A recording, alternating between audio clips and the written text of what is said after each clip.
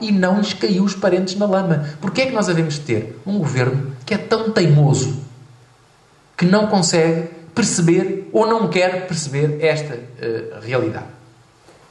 Bom, mas de qualquer maneira, o que me parece que é essencial, como já disse há pouco, tem que haver uma redução das despesas públicas de funcionamento, e isto significa uma reforma da administração pública como ainda não aconteceu, porque o praxe foi um verdadeiro fracasso, não só em termos de redução do número de funcionários públicos, mas também em termos financeiros, porque esta linha azul eram os objetivos em termos de despesa pública face ao PIB, das despesas de funcionamento que o Governo projetava. Reparem, 17,2% em 2010, mas a realidade mostra que vamos chegar a 2010 com 18,4%. Ou seja, mais cerca de 2 mil milhões de euros do que o Governo tinha projetado inicialmente. E, portanto, isto é um fracasso em termos de reforma da administração pública, que, além de tudo mais, só serviu para desmobilizar e desmotivar os funcionários públicos. Porque nunca uma reforma deste género pode ser feita contra os funcionários públicos. Tem que ser feita com os funcionários públicos, o que é uma coisa muito diferente. Mas isto também significa que nós temos que pensar as nossas vertentes, que são os custos de contexto e que são fortíssimos condicionantes da nossa competitividade. A primeira é a posição geográfica. Nós aí não podemos fazer nada, estamos ali, naquele cantinho, na zona ocidental da Europa, ponta ocidental da Europa, mas podemos aproveitar as nossas facilidades de estar ali numa confluência entre a África, a Europa, a América do Sul e a América do Norte. Pode ser o ponto de entrada e de saída da Europa, com ligações, onde ainda por cima, zonas do globo em que nós temos fortes laços culturais e económicos, como por exemplo o Brasil e os países de expressão portuguesa em África. Depois, a qualificação dos recursos humanos é uma desgraça em Portugal, e eu diria que ano após ano é cada vez pior, pela cultura facilitista que está implantada, e eu acho isto absolutamente desastroso. Perdeu-se a cultura do rigor, a cultura do mérito. Eu até soube, eu devo confessar que fiquei chocado há pouco tempo, por falta de atenção minha, certamente não tinha reparado, mas eu acho, podem achar que é um pormenor, mas isto diz tudo. A palavra reprovação, a palavra chumbo, foi banida das nossas escolas. Hoje, quem não passa de ano fica retido. Isto deve ser porque cria certamente pressões psicológicas sobre os alunos. Eu não me lembro de existir isto quando eu fui aluno. Também não me lembro dos meus pais me darem alguma vez razão quando eu cheguei a casa e fazia queixa de algum professor. Não me lembro deles, com muita pena minha na altura, claro, mas não me lembro disso ter acontecido. Agora, nós temos retenções, não temos reprovações nem chumbos. Perdeu-se toda a cultura do mérito. Claro que se eu fosse dizer isto a um colega meu socialista do Parlamento, ele achava que eu estava aqui a voltar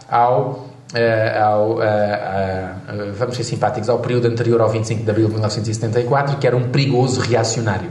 Mas, enfim, posso bem com esses mimos e com outros que também por aí existem. Mas, portanto, a qualificação dos recursos humanos é uma das áreas. Outra é a justiça. A nossa justiça não inspira confiança a ninguém. Não há nenhum investidor que venha para cá enquanto a justiça funcionar como está. Burocracia na administração pública, eu também já falei disto. Mobilidade, o que implica infraestruturas de transportes, mas não são os megaprojetos de investimento. É, por exemplo, conferir competitividade aos nossos portos. Ainda ao jantar falávamos da questão da ligação ferroviária do Porto de Sines a Madrid, em bitola europeia, que é fundamental para nós escoarmos as mercadorias que vêm ter aos nossos portos. Muito mais importante do que qualquer TGV é essa linha ferroviária. Isto é apenas um exemplo. O mercado de arrendamento que não funciona. A consolidação das contas públicas que está por fazer. Esta é que é a realidade, porque ela tem que ser feita do lado da despesa. Flexibilização da legislação laboral, que é um papão que a esquerda vem logo dizer que queremos flexibilizar os despedimentos. Não é nada. Quer-se flexibilizar o horário de trabalho, quer-se flexibilizar geograficamente, funcionalmente, e também uma maior proteção social a agentes com maior vulnerabilidade. E, finalmente, a fiscalidade, que é um tema que é muito grato. Como sabem, luto há 10 anos, quase infrutíferamente, diria eu, mas é uma guerra que eu não vou abandonar. Pode ser que um dia vença alguém pelo cansaço, e que eu luto por um sistema fiscal mais moderno, mais simples, que não seja tão pesado e que não dificulte tanta tarefa às pessoas e às empresas quando têm que preencher os seus impostos e entregá-los, que aquilo é uma coisa horrível. Eu ainda há pouco tempo tive que entregar o meu IRS e perdi não sei quanto tempo a preencher aqueles formulários complicadíssimos. Acho que as nossas declarações deviam ter meia página. E pronto. Como é em países europeus, muitos deles é assim. com uma meia página, uma página. A minha declaração tinha 7 ou 8 páginas, porque depois há anexos para tudo e mais um par de botas, desculpem a expressão. E, portanto, isto não só não facilita a vida aos contribuintes, como ainda dificulta a vida à administração fiscal. Porque para controlar isto é muito mais complicado e não se combate a fraude e a evasão e não se torna o país competitivo em termos fiscais. E, portanto, esta é a nossa situação. Eu diria que nós estamos perante dois problemas. Um problema de curto prazo, que é um problema de solvabilidade, problema financeiro, de liquidez, quer do Estado, quer do nosso sistema financeiro e, portanto, da economia. E quando o Primeiro-Ministro vem dizer que nós temos de tomar estas medidas para salvar o euro, não. Nós temos de tomar estas medidas para salvar a economia portuguesa.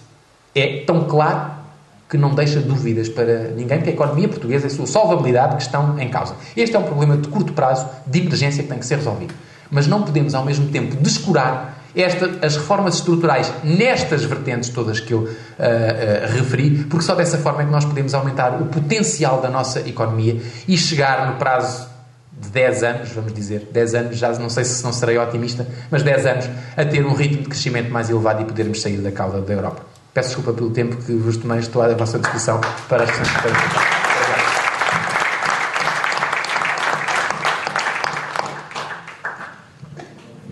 Muito obrigado, Dr. Miguel Frasquilho. O diagnóstico foi rigoroso. Tentei fazer um esforço de síntese tremendo. Enfim, a informação foi muita. Os setores diagnosticados também foram bastantes. Tentei fazer um esforço grande para sumariar a sua intervenção e eu diria que, em resultado desse esforço, eu diria que o país está retido. Fazendo a analogia com as terminologias em voga, em moda no setor da educação. Não estamos chumbados, mas estamos retidos. A última parte da intervenção do Dr. Miguel Frasquilho apresentou um horizonte temporal de 10 anos para tentarmos recuperar, sair do estado em que estamos e encarar uma via de desenvolvimento, de crescimento e de desenvolvimento. Ou seja, com certeza que, e este tem que ser um exercício de realismo que todos teremos que fazer, com certeza que a próxima década vai ser uma década difícil, uma década de sacrifício, uma década que vai exigir muito, muito esforço a cada um de nós e a todos nós. Vai, com certeza, exigir também um esforço de grande responsabilidade por parte do Governo, qualquer que ele seja. E a esse propósito, uma outra conclusão que eu tiro, pessoalmente, após a intervenção do Dr. Miguel Frasquilho é, e desculpa-me Miguel, quem é que nos está a mentir? É o Dr. Miguel Frasquilho que nos esteve aqui durante esta última hora a mentir, apresentando estatísticas oficiais e fidedignas, realistas, ou é este Governo e este Primeiro-Ministro que todos os dias nos mentem, ou pelo menos, se não mentem, escondem a verdade. E esse é um problema central. Enquanto Portugal, o nosso país, enquanto Portugal não tiver um governo realista, um governo irresponsável, e não posso deixar de assinalar a irresponsabilidade, repito, a irresponsabilidade que tem pautado muitas, para não dizer todas, as últimas intervenções nestas últimas semanas do nosso Primeiro-Ministro, e se assim não fosse o que era verdade há uma semana atrás, continuaria a ser verdade hoje, mas não.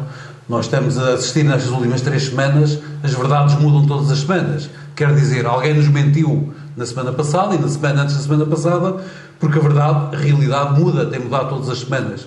E não estou a fazer demagogia nenhuma. Portanto, eu terminaria aqui a minha reflexão para lançar o debate. Portugal todos nós estamos confrontados com desafios muito duros, muitíssimo duros, no curtíssimo prazo, no muito curto prazo, estamos a falar das próximas semanas. Há um problema de liquidez na economia portuguesa, esperemos que possa ser resolvido, mas principalmente nós portugueses, temos que